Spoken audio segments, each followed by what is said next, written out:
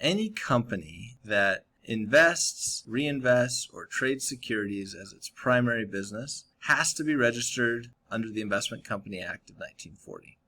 Unless, of course, that company can meet some or one of these exemptions. The ones I just circled, they're the least common exemptions that are used. I wanted to talk a little bit about the more common ones. So first of all, we have a 3C1 fund. This is the most common type of exempt fund. We call it often a private fund, and this can take the form of a private equity fund or hedge fund. And you can only have up to 100 investors, and all of those investors have to be accredited.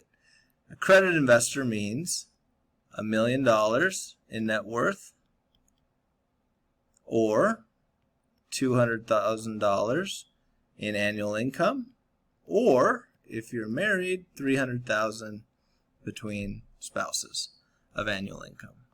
The 3C5 fund is only real estate. It has to be real estate based investments, and you can have an unlimited number of investors, but they all have to be accredited. Same standard is over here. A 3C7 fund, like a 3C1 fund, can invest in anything, but you can only have up to 2,000 investors, and they have to be qualified purchasers. So what's a qualified purchaser?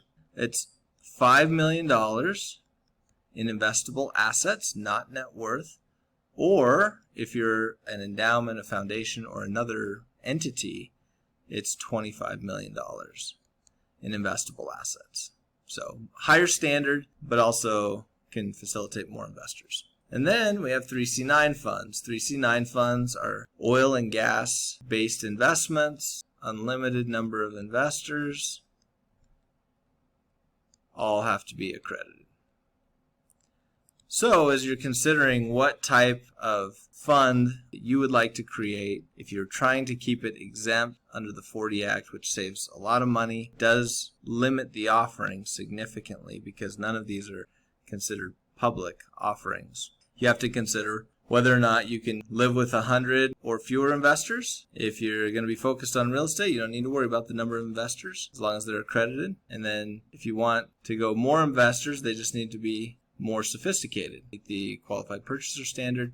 Or finally, if it's an oil and gas fund, you can qualify under exemption 3C9 and have unlimited investors as long as they're all accredited. Good luck to you.